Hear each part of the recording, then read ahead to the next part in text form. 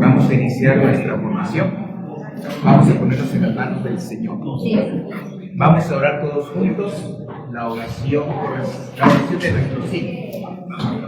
Estamos ya, para contarles, ¿verdad? Estamos ya finalizando esta segunda etapa, que es esta etapa un poco empezamos la primera etapa de encuentro y reflexión. Esta ha sido una etapa más ya de ponernos metas, sugerencias, y el otro año vendrán las asambleas diocesanas, con las cuales ya la parte operativa, ya estaremos vislumbrando líneas pastorales de lo que deberá trabajar nuestra diócesis, y a partir de ahí entonces, con las opciones pastorales y las prioridades de la diócesis, ya podemos tener nosotros también las líneas para un futuro proyecto pastoral parroquial.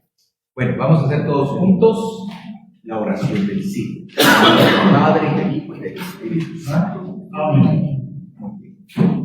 Todos juntos. Padre misericordioso, concédenos la gracia de caminar juntos, que el Espíritu Santo nos ilumine en el segundo sínodo de la Arquidiócesis de Santiago de Guatemala. Ayúdanos a vivir y a anunciar el Evangelio de tu Hijo, que la escucha y el diálogo de comunidad nos acerquen como Iglesia Samaritana a la realidad que hoy vivimos en esta porción del pueblo de Dios.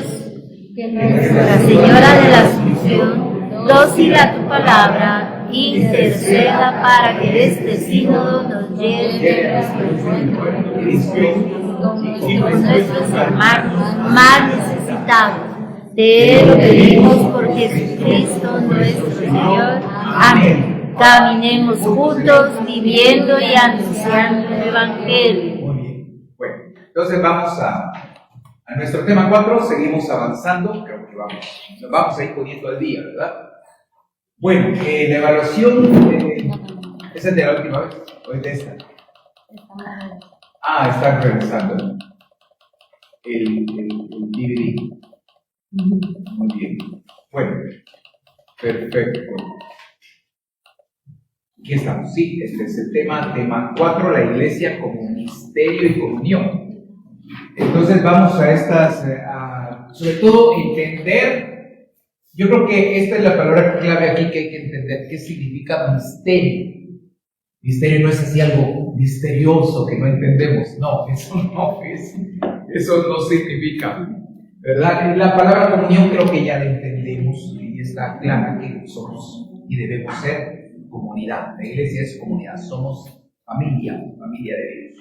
Bueno, entremos para ir viendo poco a poco eso.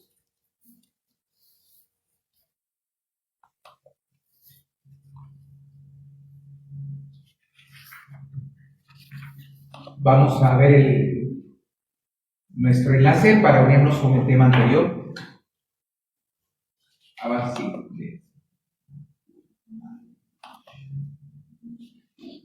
Sigamos.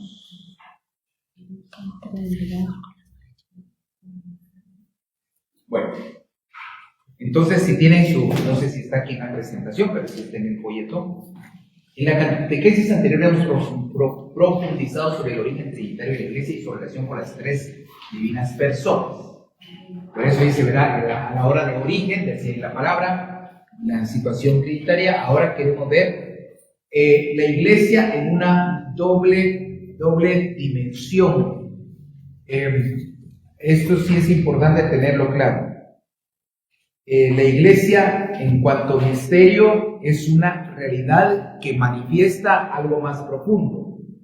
Eso es lo que nosotros queremos, al decir misterio, es lo que nosotros queremos entender, ¿verdad? Entonces, al hablar de un misterio, por ejemplo, ya nos acercamos al próximo tiempo litúrgico, el misterio vamos a celebrar la encarnación y nacimiento de Jesús. Son dos misterios, pero se puede ver en su globalidad. Entonces, el misterio de la encarnación nos manifiesta una realidad profunda. Dios, que se hace hombre, menos en el pecado, y asume todo lo humano, lo redime, lo santifica, lo perfecciona y lo eleva. ¿Ya? Entonces, hay una realidad que me indica mucho más, ¿verdad? Entonces vemos que hay una dimensión. En la iglesia, por supuesto, en la iglesia hay una acción divina. Dios actúa a través de cada acción de la iglesia y hay una acción humana. Porque estamos nosotros. Esto que estamos haciendo aquí en la formación, digamos, el hecho de dar el tema, el hecho que ustedes estudien, el hecho que lean el tema, el hecho que pregunten, es una acción humana. Pero en medio de todo tenemos la fe que Dios está obrando en nosotros. ¿Verdad? Entonces siempre se va a dar esa doble dimensión. ¿Verdad? La acción, por ejemplo, de los sacramentos. Hay una acción humana cuando el sacerdote, por ejemplo, derrama el agua sobre las criaturas y pronuncia la fórmula bautismal. Es una acción humana, cuanto palabra hay una acción, pero en el fondo es la acción del Espíritu que renueva las aguas bautismales, es la acción de Dios que hace nacer de nuevo a este niño, a esta niña. Entonces siempre en todo hay una acción humano-divina. Cualquier acción, ¿verdad? Desde la catequesis, quien da la catequesis es una acción humana. Pero pues Dios va sembrando una semilla y va fortaleciendo la fe de los niños o los adolescentes. Entonces ahí está la acción de Dios. Entonces en todo lo que la iglesia es y hace está esa doble dimensión, ¿verdad? Entonces en todo lo que hacemos, y eso implica dos cosas. Uno, saber que el protagonista de toda la acción de la iglesia es Dios. Y si tenemos claro que el protagonista es Dios, nosotros somos secundarios. Hoy estamos, mañana no estamos, mañana nos vamos, y esto sigue. Porque al final de cuentas nosotros colaboramos con Dios, pero es Dios el principal. Entonces, de ahí que toda la acción de la iglesia brota de Dios, y por eso el tema de la vez pasada del origen trinitario. Y por lo tanto, toda acción eclesial tiene que tener su fundamento en la espiritualidad. Toda acción pastoral tiene su fundamento en una espiritualidad. Si carecemos de una espiritualidad profunda y sólida, entonces solo vamos a hacer cosas, actividades, pero el fruto va a ser pequeño. Porque al final, el que obra todo es Dios. Por otra parte, en la que corresponde a nosotros, nos toca echarle todas las ganas posibles. Pero el protagonista es Dios, pero nosotros tenemos que ser responsables de lo que a nosotros nos toca. No nos toca todo a nosotros, lo principal lo hace Dios. Pero tampoco le podemos dejar todo a Dios. También nosotros tenemos que colaborar. Entonces, el conjugar estas dos cosas bien es lo que realmente conlleva la acción de la iglesia. Por ejemplo, errores que podría darse, desequilibrios. Cuando alguien dice, yo no preparo el tema, lo que el Espíritu Santo diga, eso voy a decir. No, eso se llama irresponsabilidad. Que una mamá diga, yo ya puse a mis hijos en las manos de Dios, y que Dios vea ahí si los saca, hay que ver ya cómo los saca y los salva. Eso también me parece irresponsable, pues. No le puedo dejar todo a Dios, pero tampoco aquello que nos fatigamos y nos metemos a 20,000 cosas, 20,000 actividades, y ya no tenemos respiro, como si la salvación dependiera de nosotros. La salvación depende de Dios. Entonces, no podemos dejarlo toda la carga a Dios, y tampoco como si todo dependiera de nosotros, como si fuéramos los protagonistas de toda esta historia de la salvación. Muy bien, el objetivo, vamos a ver, tenemos 3 objetivos.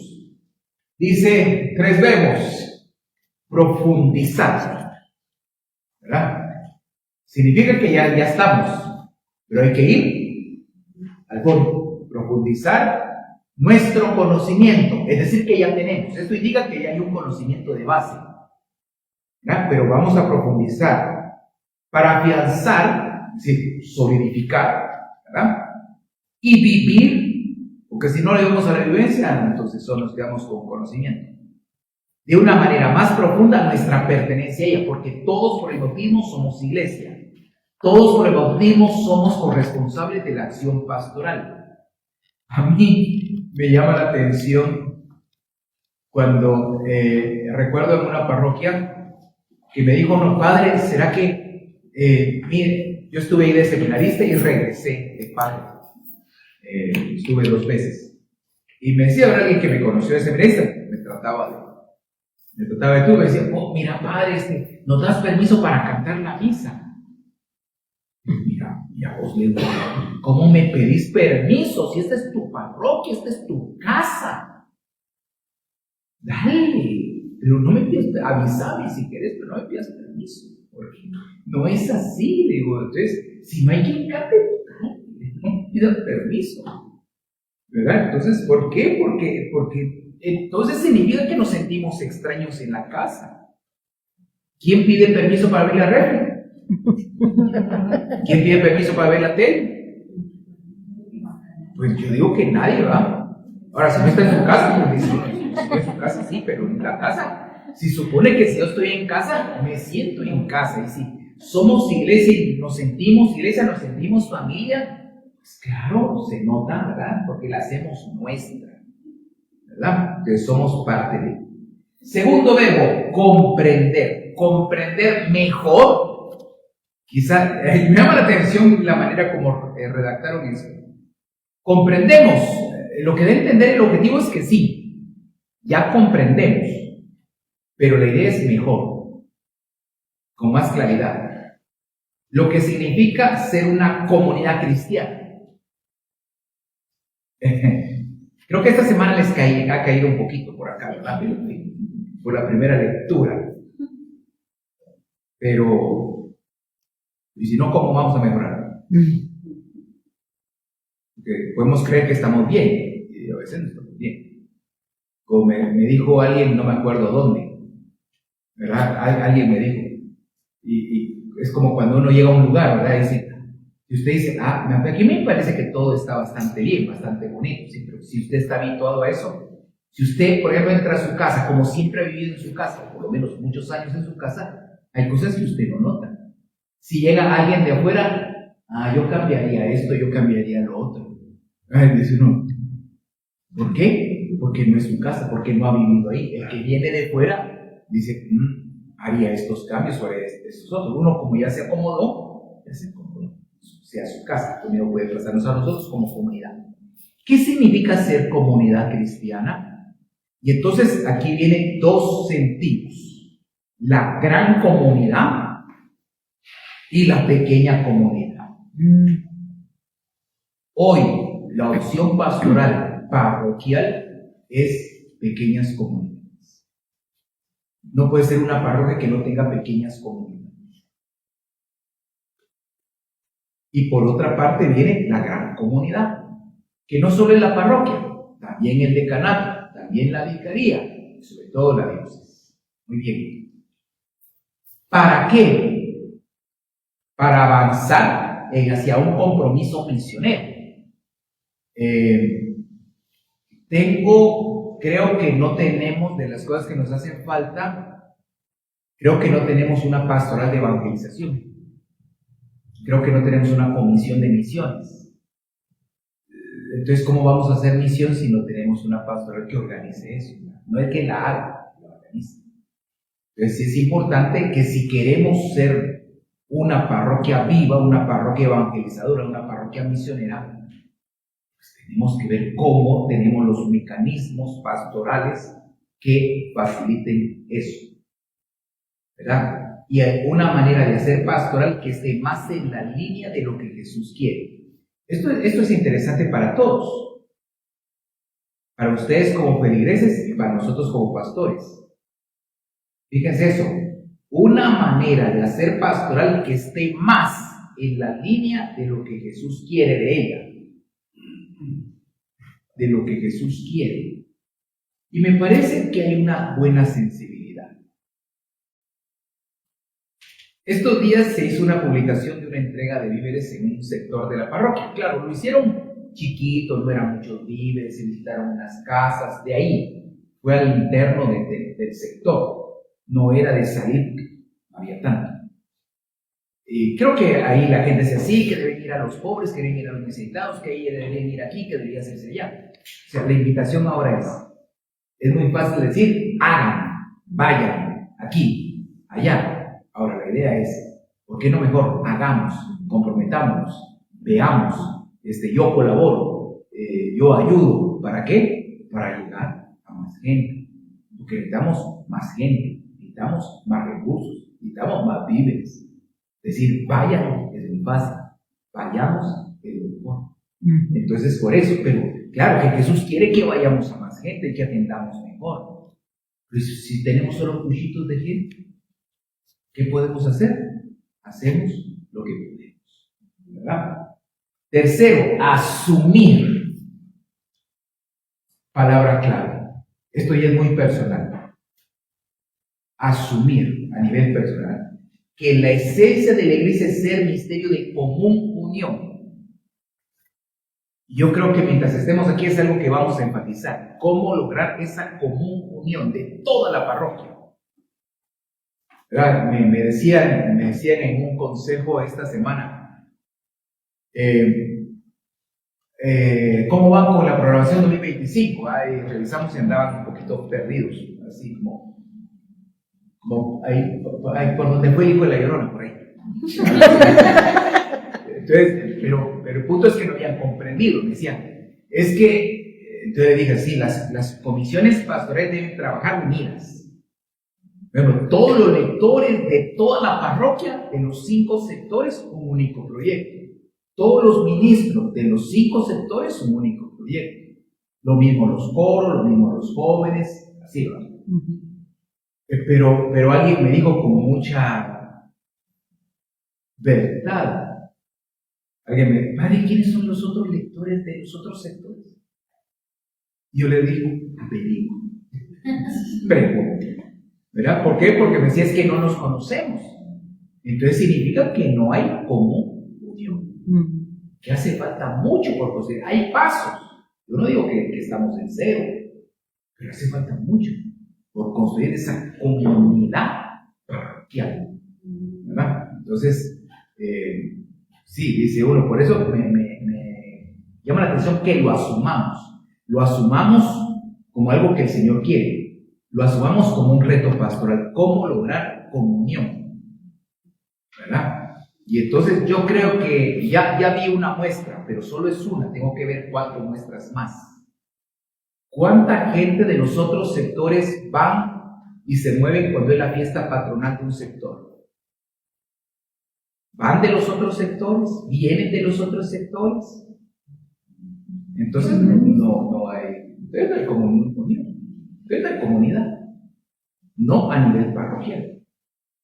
Entonces dice uno, son pequeños signos que dice uno, claro que hay signos, ¿verdad? Claro que no es decir, no hay, ¿verdad? Creo que un signo de comunión, a mí me llama la atención, por ejemplo, el apoyo que van dando los sectores a lo que tenemos ahora en Vías Club.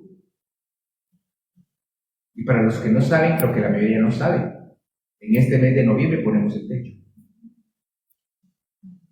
Ya la fiesta patronal de Guadalupe vamos a hacerla bajo techo. Gloria a Dios. Y la Navidad la vamos a celebrar bajo techo. Ya no vamos a estar en galera. ¿Verdad? Así como el niño Jesús que nació en un establo, pues ya este año ya no van a ser en la galera, ya van a ser en el templo. Pero eso gracias a toda la comunidad. Ese es un signo de comunión. Ese es un signo de unidad. Claro que sí, es un signo de colaboración y es un signo de hacernos todos responsables, ¿verdad? Y eso me parece muy bien. Esperamos, ¿verdad?, lanzar una próxima rifa el 18 de enero. Todo eso sí.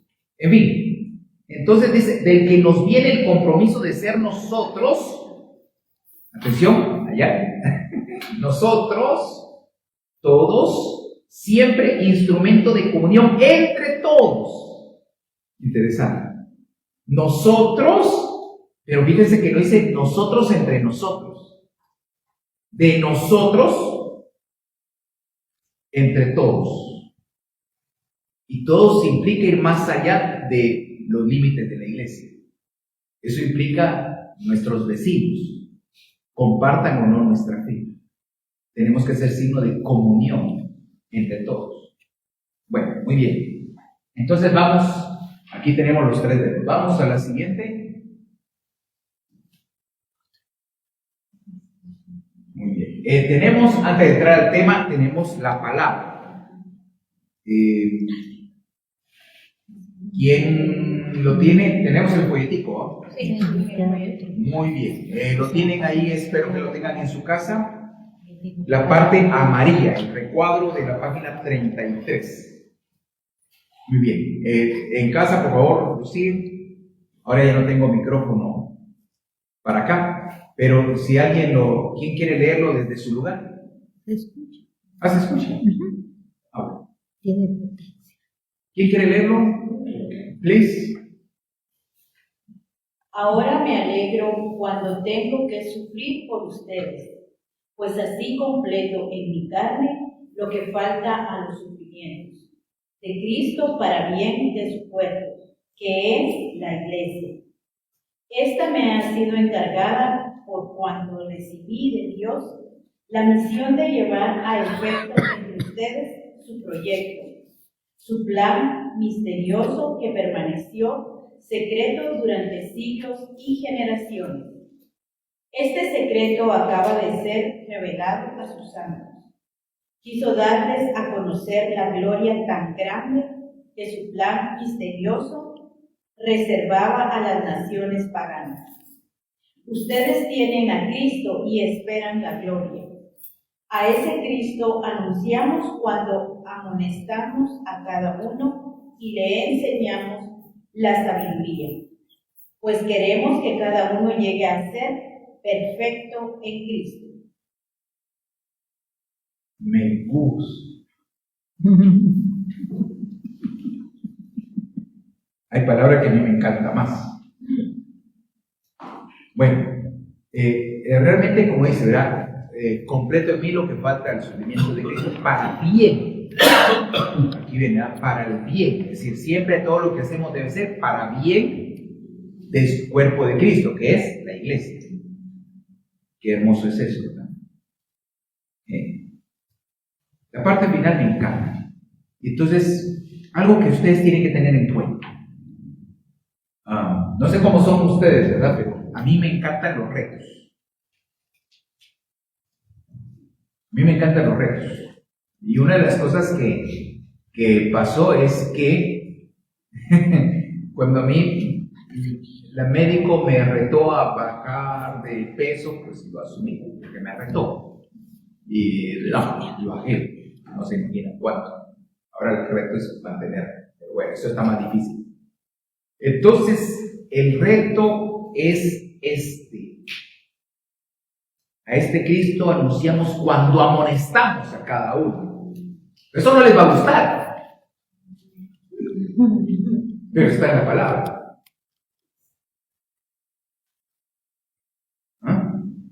Y les enseñamos la sabiduría. Bueno, eso es importante. Queremos que cada uno llegue a ser perfecto en Cristo. Entonces, el reto personal cada uno se lo pone. Pero cuando uno ve una comunidad, esta es una comunidad muy bonita, con gente muy buena y maravillosa, y que tiene la potencialidad de llegar a ser una gran comunidad. Y esta tiene la potencialidad de ser una gran parroquia.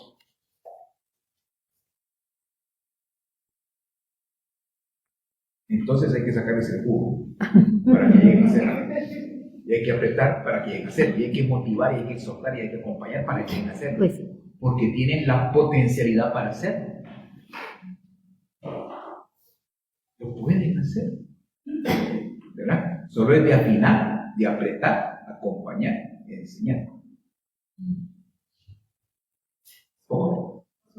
¿Verdad? Pero ustedes lo tienen que creer. Ustedes tienen que... Algo que tenemos que tener en la vida siempre. Soñar en grande. A nivel personal, pero a nivel eclesial, soñemos en grande. Soñemos como una parroquia unida. Soñemos con una parroquia misionera. Soñemos con una parroquia mejor. Les invito a soñar. Pero no a dormir. Solo a soñar. Bueno, muy bien. Vamos al punto 1, el misterio de la iglesia. La iglesia es un misterio, decíamos, en cuanto que es una realidad que manifiesta algo mucho más profundo. es una realidad que tiene una acción divina, porque Dios actuó en ella, y una humana, porque ahí estamos nosotros. La acción humana es visible y la acción de Dios muchas veces invisible, aunque también visible. Pero la nuestra sí es visible. Una de las acciones más hermosas que, miren, hay cosas, supongo que el Padrecito lo va viendo en su ministerio, y quizá de las cosas más hermosas del ministerio sacerdotal es todo el bien espiritual que uno puede hacer a las personas. Y bueno, desde la confesión, cuando la gente se va en paz, cómo Dios puede obrar y darle paz. Hay una acción visible, uno escucha, uno da la absolución sacramental, uno aconseja, eso es visible. Lo invisible, cómo Dios perdona los pecados. Pero hay una acción humana, escuchamos, absolvemos, pero Dios perdona. ¿Ya? Con los enfermitos, si alguien nos pregunta, y ustedes saben cuándo una persona que recibe la unción va a descansar en paz o se va a sanar, eso no lo sabemos nosotros. Nosotros vamos, oramos, damos la unción. ¿Qué decide Dios? Eso es solo cosa de Dios. Ahí solo Dios sabe, y Él en su libertad y en su omnipotencia puede hacer que la persona descanse de sus sufrimientos o puede hacer que le sane. Pero eso solo Dios lo sabe, nosotros no lo sabemos. Ahí es cuando, a través de una acción humana, de que vamos, oramos, leemos la palabra, ponemos las manos, ungimos, Dios obra. Maravilloso. Entonces siempre está esto, ¿verdad? Una acción divina, humana, visible e invisible. ¿Verdad? Como cuando usted va a un retiro, el que da el tema, pues, es una acción humana, audible, visible, ¿verdad? Pero cómo eso está tocando su corazón, eso es cosa de Dios. Cómo nos convierte Dios el corazón, es solo cosa de Él. Esa acción invisible al interior de uno, eso es de Dios. Eso es lo maravilloso. Por eso qué interesante, ¿verdad? Se percibe solo con los ojos de la fe, no con estos tapatíos que tenemos, ¿verdad? Entonces, solo desde los ojos de la fe, hay cosas que solo se contemplan desde la fe. Como hay cosas que solo se escuchan desde el corazón. Es desde el interior de nosotros que lo vemos. Me pasó esta semana una cuestión muy interesante de una mamá que hace un año, cumplió un año su niño de 6 años que falleció. Y bueno, pues ahí tuvimos la misa en la parroquia. Pero al final dijo, Mani, venga, vamos a orar. Se hizo una oración. Tomando en cuenta lo que pasó. Y bueno, terminó la misa. Eso lo hice al final de la misa. Pero me decía alguien que es de la comunidad de allá de Valle. Decía, mire, gracias porque ella se fue. Desde que murió su hijo, no se acercaba a misa. 1 año sin ir a misa, alejado. Y hoy dijo que quiere venir conmigo. A ver, o sea, realmente solo desde los ojos de la fe hay cosas que podemos comprender y contemplar, que es como Dios va obrando en nosotros y en nosotros. Muy bien, el misterio de la iglesia se compara al misterio del verbo del Dios encarnado. Muy bien, porque la iglesia depende de Cristo, porque Cristo es su cabeza, Cristo es su fundador. Y viene aquí esta línea para entender. ¿En qué sentido se compara? En que es instrumento para la salvación universal. Entonces, el verbo, la palabra eterna, el Hijo, que después, cuando se encarna y nazca, se le pondrá el nombre de Jesús, pero que existe desde siempre, por siempre y para siempre, Él es sacramento del Padre. Él es presencia del Padre, como se lo dijo a Felipe: quien me ha visto a mí, ha visto al Padre. Jesucristo, al venir al mundo, Él es presencia del Padre. La iglesia es sacramento de Cristo. Eso lo dice Lumen Gentium número 1.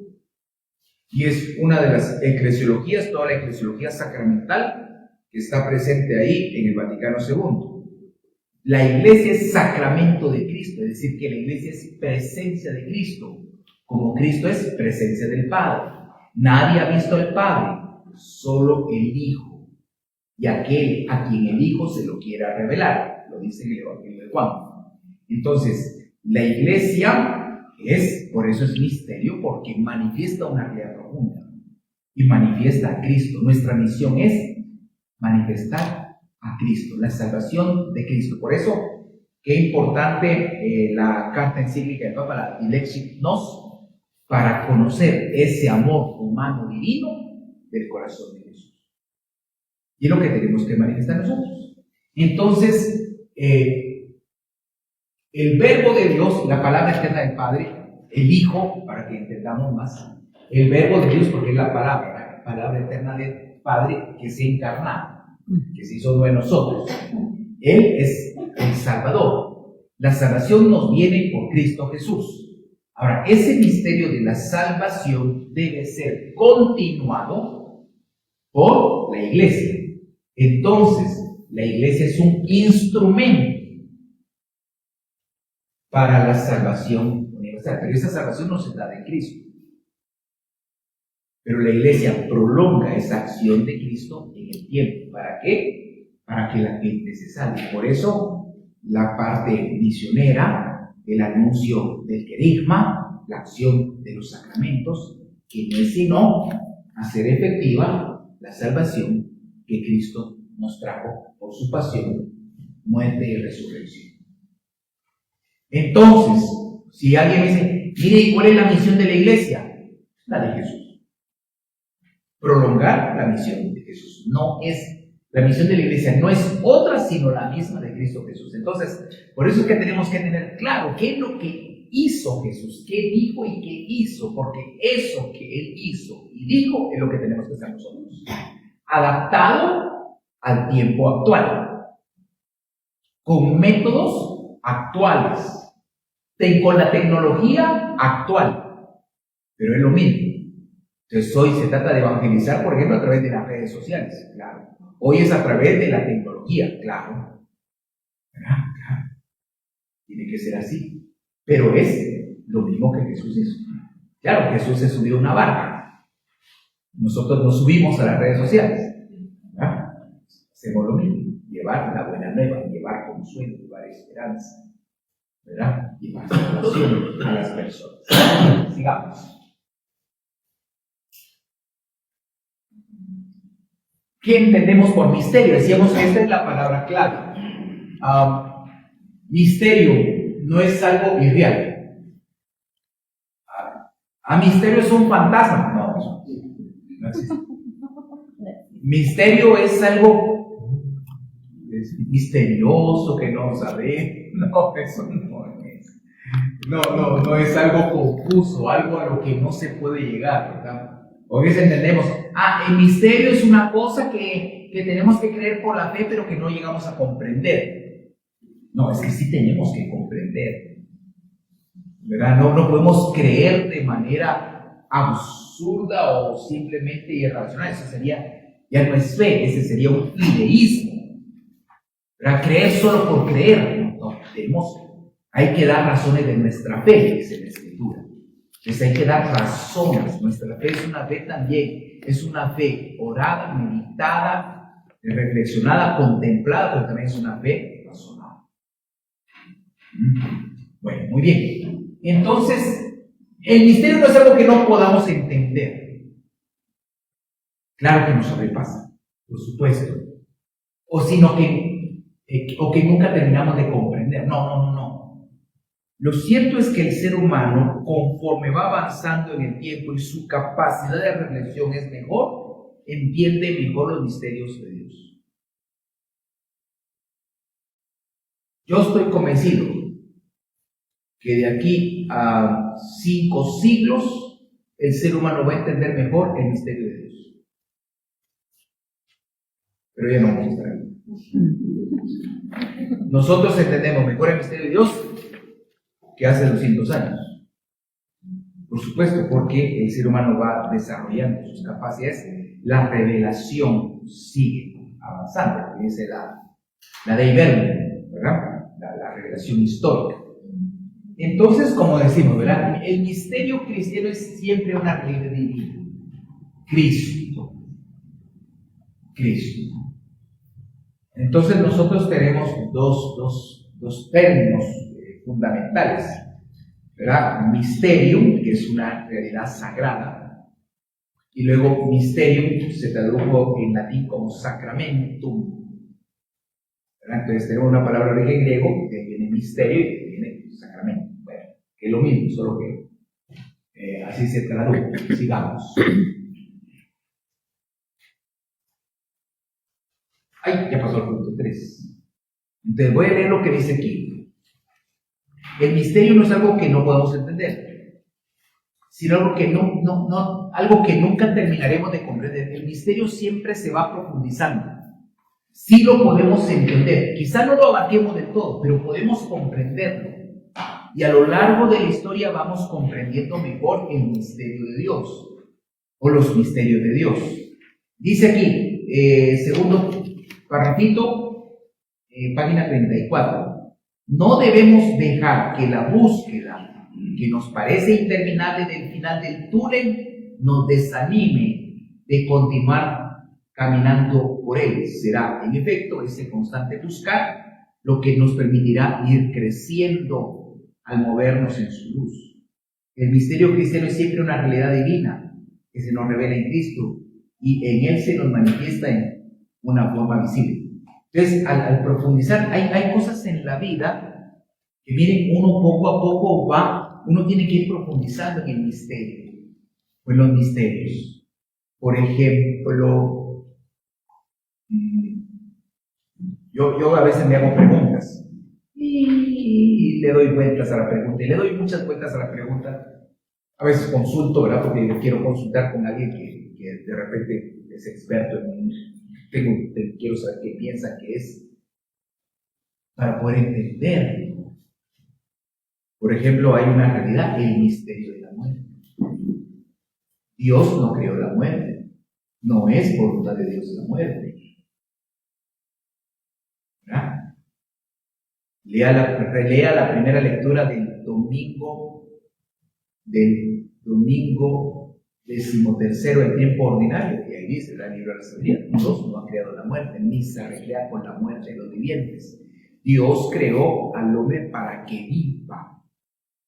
Y Jesús dice: yo he venido para que tengan vida y vida en abundancia. Entonces, la muerte no es parte del proyecto de Dios. La muerte no es parte del querer de Dios. Entonces, si alguien se muere, puede decir: es que esa era la voluntad de Dios. Yo creo que no. Y no puede ser que alguien que muere en accidente fue voluntad de Dios, o alguien que muere asesinado es voluntad de Dios. Claro que no. Claro que no. Pero entonces necesitamos siempre profundizar en el misterio, o en los misterios. Por ejemplo, otra palabra, ¿verdad?, que también he pensado mucho. Es que Dios permitió tal cosa. Si es bueno, sí. Si es malo, no. ¿Cómo vamos a creer en un Dios que decimos que es amor y que es Padre bondadoso? ¿Cómo voy a decir yo que Dios permitió que algo malo pasara? Eso no es verdad. Es una frase que mucha gente utiliza, ¿verdad? Dicen: es que yo no sé por qué Dios permitió que nos quedáramos sin trabajo. ¿Cómo que Dios permitió que mi hogar se desintegrara? ¿Cómo Dios permitió que me pasara un accidente? No es que Dios no lo permitió. Son circunstancias histórico-humanas las que llevaron a ese acontecimiento. Como si un niño viniera aquí a jugar y se cayó y se hizo el chinchón. Entonces uno dice, ¿cómo es que la mamá permitió que se cayera? Entonces es una mala mamá que no está pendiente de su hijo, sino del celular. Pero lo que no pasa. Entonces dice uno, esas ideas, entonces entender el misterio de Dios implica reflexión. Entender el misterio de Dios significa profundizar. Entender el misterio de Dios significa también no dejarnos llevar por esas frases estereotipadas que dice la gente. Como aquella famosa, es que como dice que si la hoja del árbol no cae. Como siempre, como a veces digo, ¿verdad? Si usted me dice en qué parte de la Biblia está, le regalo la colecta del domingo. Porque no está en ninguna parte de la Biblia. Y eso que dice de que lo que hacen los padres, los hijos lo pagan. Dice la Escritura, dice la Escritura, ya no se dirá más, los padres comieron a graces y los hijos sufrieron la dentera. Así se dijo un tiempo. Pero la misma Escritura después avanza en el proceso de la revelación. Por eso es que Jesús, plenitud de la revelación, puede decir, sobre todo en el Sermón de la Montaña, han oído que se dijo antes, pero yo les digo ahora. Entonces antes se decía así, ¿verdad? Que realmente un pecado se transmitía a las siguientes generaciones. Pero en la Escritura también dice eso, ¿verdad? Ya no se llaman, los padres comieron a gracias, es decir, cosas ácidas, agrias, y los hijos sufren la dentera, es decir, que se les destierran los dientes. No, ya no, sino cada uno es responsable de sus propios actos. Sí hay situaciones que afectan a otras generaciones. No se hereda el pecado, pero se heredan las consecuencias y los efectos. Sobre todo cuando son cosas de problema. Pero de ahí lo demás, ¿verdad? Es decir, cada uno es responsable. Porque hay gente que dice, es que como, porque hay gente que lamentablemente justifica así sus males, ¿verdad? Es que como mi papá era alcohólico, entonces por eso yo también. No es así. Eso no es así de que, no, sí, pues, tu papá, pues sí, pero es tu libertad, ¿verdad? Tu libertad. Sí, pero no en ese sentido del pecado, ¿verdad? Es como que alguien diga, ese como mi papá era adúltero, yo también. No, ¿verdad? O como uno era mentiroso, también es mentiroso. No es así, ¿verdad? Entonces, ahí tenemos que tener claridad. Por eso es importante que tengamos claridad, porque cuando no hay claridad en estas cosas, nos dejamos llevar.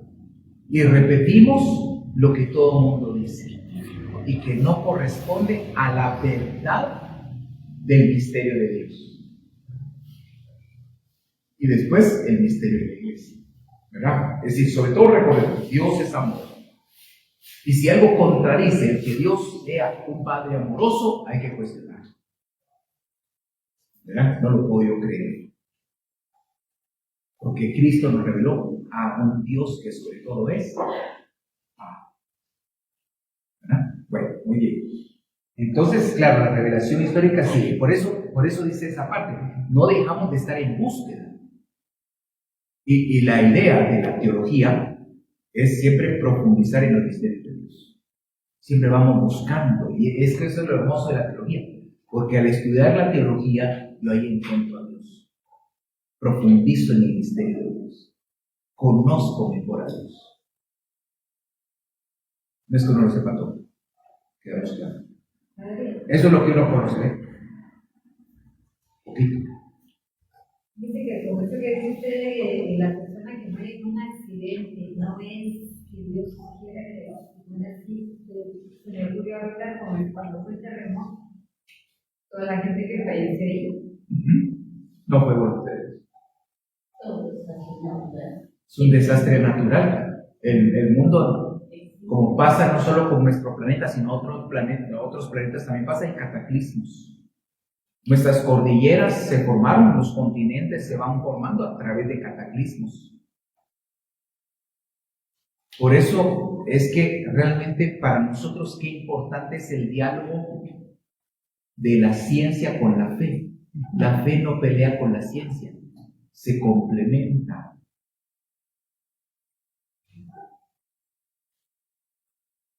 Vamos a ese punto. Por ejemplo, aprovechando el doctor, si una persona, las personas a veces le preguntan, no, es que ¿por qué se murió mi familiar? Pregúntele al doctor. Pregúntele al doctor y le va a decir por qué se murió, y le va a leer el expediente y le va a decir por qué se murió. ¿Qué me pide Dios? Eso sí, hagamos un discernimiento. No tengo yo la respuesta, pero a veces la gente como que hace una pregunta a la fe cuando es una pregunta de ciencia. Si dicen de qué nos morimos, cada uno hay que leer el expediente médico. Ahí dice, mire, esto y esto y esto y esto y esto, y de esto se murió. Bueno, ya está. Ahí está. La ciencia no dice de que se muere la gente, cada uno. ¿Qué dice eso a mi vida? Ahí viene la reflexión espiritual. Son dos cosas distintas. ¿Verdad? Por ejemplo, y en esto hay que educar bien. ¿Cuánto tiempo llevó el proceso de creación en el mundo o del universo? Miles de millones de años. Eso es lo que lo diga la ciencia. ¿Cómo es que apareció el ser humano en este planeta? Que la ciencia diga cómo fue. Eso le toca a la ciencia. Pero no dice la Biblia pues que en 7 días. Es una manera de hablar, no es un dato científico, no es un dato histórico, no es una antropología social, es teología. La verdad es que la ciencia que diga cómo fue, y la verdad de fe es que este mundo Dios lo creó.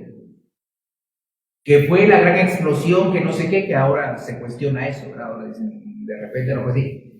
Que la ciencia diga el cómo, pero para nosotros, personas de fe, decimos, sea como sea el proceso de creación y evolución de la galaxia, del universo, de todo lo cuanto existe, es la mano de Dios. Dios lo creó todo. Por el proceso que la ciencia diga. ¿Cómo vino el ser humano y cómo apareció el primer ser humano y dónde apareció y que si fue aquí, que si fue allá? La ciencia que diga. Pero la verdad de fe es que el ser humano es imagen y semejanza de Dios. O sea, siempre, ¿verdad? En ese sentido, la fe y la ciencia no rivalizan. Y en ese sentido, no me acuerdo quién, un médico decía, a mí me gustó mucho lo que él dijo, en las manos del médico está operar, en las manos de Dios está el sanar. O sea, el doctor opera, dice, yo ya hice lo que tenía que hacer. Todo lo demás me toca. Pero me gustó eso que lo dijo un médico. Porque ahí vemos ese empalme de la fe y la ciencia. Por eso, cuando el Papa San Juan Pablo II escribió la Fides Ratio, como la fe va de la mano de la razón, porque nuestra fe no puede ser irracional. Entonces no es verdadera fe. ¿Verdad? Sí. Bueno. La iglesia es un proyecto trinitario.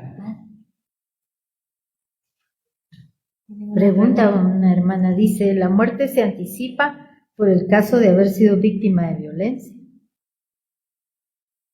Voy a responder, ese es un tema muy complicado. Voy a responder con una anécdota histórica. Estábamos reunidos con el señor cardenal Quesada, que de Dios no sé, y muchos de mis hermanos, algunos de mis hermanos estaban sufriendo muchas amenazas de muerte, situaciones de violencia. Algunos pensamos que el cardenal iba a decir, veamos qué podemos hacer, veamos si los cambiamos, veamos qué podemos hacer para sacarlos de esta situación. Y el cardenal con mucha tranquilidad dijo esta frase, y la dejo porque todo esto requiere mucha meditación. Y el cardenal con toda tranquilidad dijo, no se preocupen, nadie se va un día antes de que le toque. Y yo me quedé mucho tiempo reflexionando en esa frase. Por eso dice aquel dicho, ¿verdad? Cuando uno le toca, ni aunque se quite, y cuando uno no le toca, ni aunque se ponga. Entonces, yo creo que es un tema muy complejo que no podemos resolver aquí. Necesita mucha meditación Porque entonces, ¿cómo ayudamos a estas personas a que descansen en paz? Ese es otro tema, porque sí hay que ayudarlos a que descansen en paz. Porque hay personas que hay una situación de muerte, sobre todo de muerte imprevista, donde no tienen tiempo, porque aquí el punto es el tiempo. Dios nos concede y siempre tenemos que pedir. Dios, cuando uno va a morir, Dios le concede un minuto, es el último minuto de gracia. Y en el último minuto de gracia, la cosa es, ¿te arrepientes? ¿Te arrepientes? Es una gracia que Dios da. Pero ¿qué pasa si alguien muere instantáneamente y no tuvo esa oportunidad de poder decir, me arrepiento, Señor, perdóname, sálvame? Es lo único que uno tiene que decir en ese momento. Entonces, claro que uno tiene que ayudar a muchos a descansar en paz, ¿verdad? Pero, y de ahí nuestra oración, ¿verdad? Miren, por tantos minutos. Porque hay personas que, sobre todo en estos casos inesperados, no descansan. Hay que ayudarlos a que descansen. Y a veces hay almas, me estoy metiendo en un tema muy delicado. Hay almas que a veces piden ayuda para que nosotros oremos por ellas, ofrezcamos una misa y descansen. Tenemos que ayudarlos. Así como las personas que las matan y aparecen en una parte después de milagro y otras partes.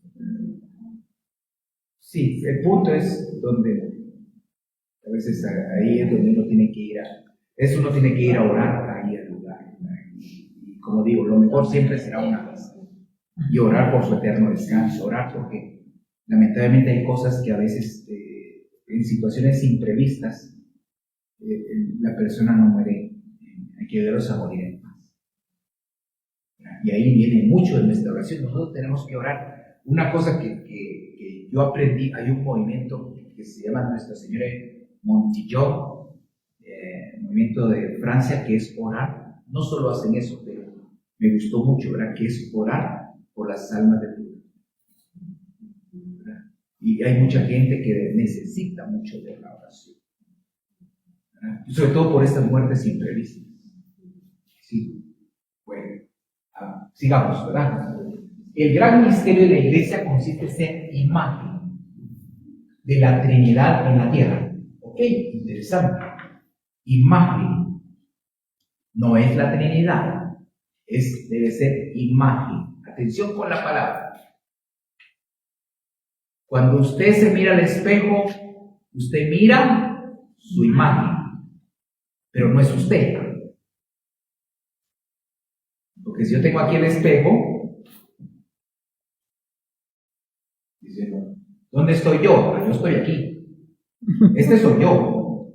Este no. Este es mi imagen. Pero no soy yo. Solo es mi imagen.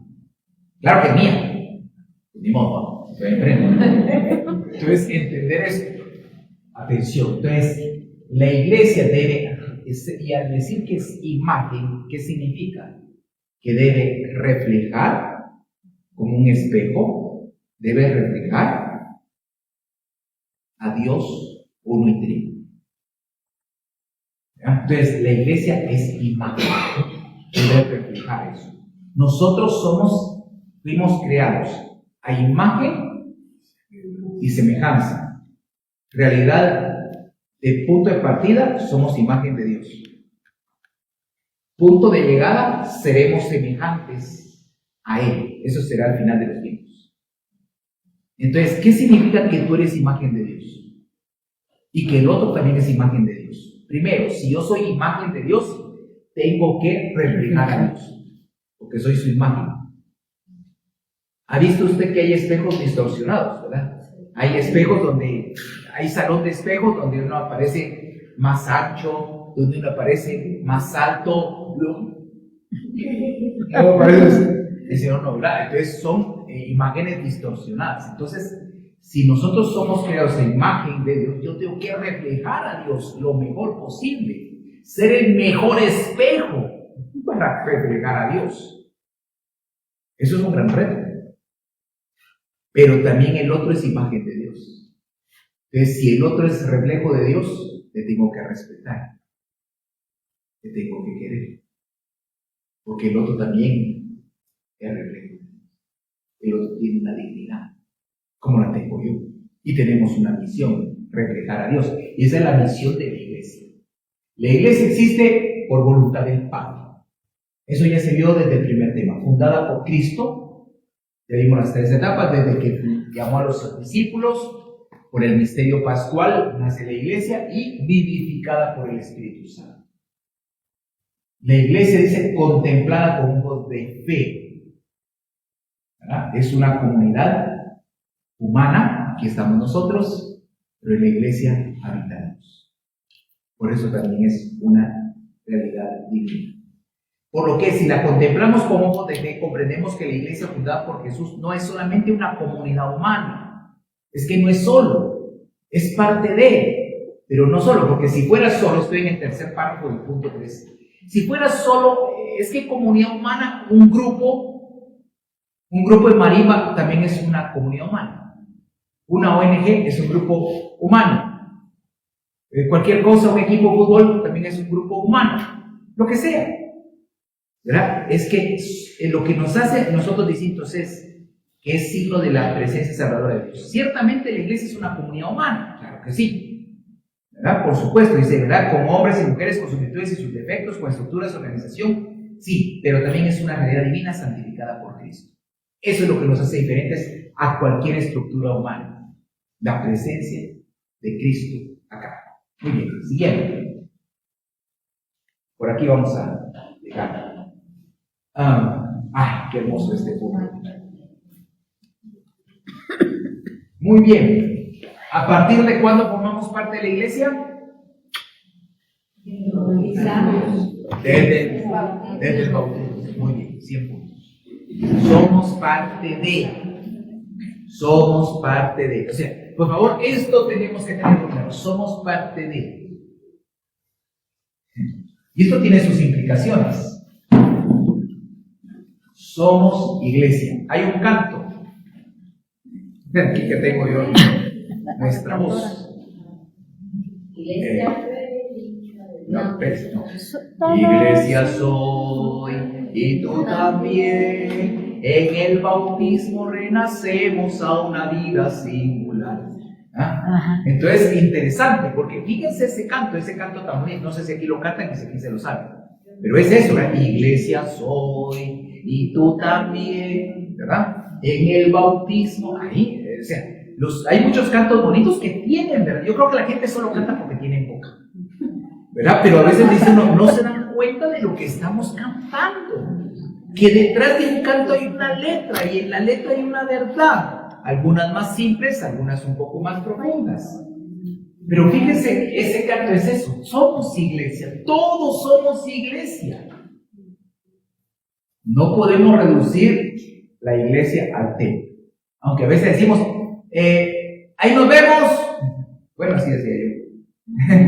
Bueno, voy a la iglesia. Sí, pues, pero cuando digo voy a la iglesia significa que vengo aquí, a las instalaciones, ¿no? Y claro, decimos iglesia. Pero en realidad, la iglesia somos nosotros, comunidad viva, templo espiritual. Somos nosotros los bautizados, todos somos iglesia, no solo los que están comprometidos, todos, ¿verdad? Bueno, entonces, el Espíritu Santo llena, anima y convierte en instrumento de salvación, que hablamos de este instrumento. Nosotros somos la iglesia en su aspecto visible, ¿verdad? Porque somos esta comunidad humana sostenida por el Espíritu Santo. Y luego decir, ya se ha hablado mucho de esto. Entonces, más allá de los errores históricos que la iglesia haya podido tener, sí, de la pobreza en la realización de su misión, en las limitaciones de los que somos parte de ella, está el Espíritu Santo. Esto es importante, ¿verdad? Entonces, y luego, como dice aquí, ¿verdad? Hay dos dimensiones, dimensión divina y humana, inseparables. No se puede separar, porque realmente Dios, es cierto que puede obrar más allá de la iglesia, y Dios puede obrar más allá de los sacramentos, porque por eso es Dios. Dios es libre, Dios, ¿verdad? Pero ha querido, ¿verdad? Y puede obrar de manera extraordinaria, y normalmente lo hace a través de la iglesia. Y realmente, si nosotros hiciéramos 1000 maravillas, hay luz. Sin la fuerza del Espíritu, serían acciones muy bonitas, actividades muy bonitas, pero no salvíficas. ¿Verdad? Ahí estamos. Muy bien. Entonces, yo creo que hasta aquí llegamos en este punto. Cortamos muy bien, ¿verdad? Porque aquí, con esta parte, termina el tema de la iglesia como misterio. Y el otro viernes, si Dios nos presta la vida, así como digo, si Dios nos lo permite, entonces tendremos la segunda parte, que es la iglesia como comunión, ¿verdad? Pero este tema está muy cortito, realmente me parece muy corto en la catequesis. Creo que es algo que se tiene que enfatizar, que estos son ustedes. Por favor, les pido que tengan siempre esto: la parroquia son ustedes. La parroquia son ustedes. La parroquia es de ustedes. Amen. Sirvan. Comprometan. ¿Verdad? A veces si yo le pregunto, por ejemplo, cuando yo digo, ¿verdad? Es que mi parroquia. Pero su parroquia es esta. No, esta no es mi parroquia. Es de la diócesis. Pero no es mía. Mi parroquia es donde yo pertenezco como fiel. El Padre también tiene su parroquia. La parroquia del Padre es la de San Juan Bautista en San Juan Zacatepec. Esa es su parroquia. Y mi parroquia es San Miguel Febres Cordero. Esa es mi parroquia, donde yo pertenezco como feligres. Aquí soy párroco, pero no es mi parroquia. ¿Por qué? Nosotros un día nos vamos a ir, vendrán otros, pero ¿quiénes se quedan? ¿Quiénes permanecen? ¿Quiénes continuarán? Ustedes. Por eso ustedes, ¿verdad? Paso el término de la iglesia, que la formamos todos, pero al hablar de parroquia, que es la comunidad concreta, ustedes son la parroquia. Y la parroquia es de ustedes. ¿Verdad? Entonces, esto tenemos que tenerlo muy claro. Y luego, a nivel de iglesia, la iglesia somos nosotros los bautizados, todos, ¿verdad? Todos, con carismas distintos, con funciones distintas, con ministerios distintos. Pero es así, no todos podemos dedicarnos a lo mismo, ¿verdad? Cada uno tiene un carisma, cada uno tiene una función, cada uno tiene un oficio, ¿verdad? Si yo digo aquí, si que todos cantáramos como usted, qué bonito fuera. Pero pues, como no es así, pues ahí usted siga cantando bonito, que lo hace muy bien, ¿verdad? Pero entonces dice uno, pues usted se dedica al canto, nosotros nos dedicamos a otras cosas, y ahí vamos enriqueciendo la comunidad. Es que eso es lo hermoso, ¿verdad? Cada uno. Por favor, el día de su bautismo, dele gracias a Dios. Y le viene la pregunta: ¿sé la fecha de mi bautismo?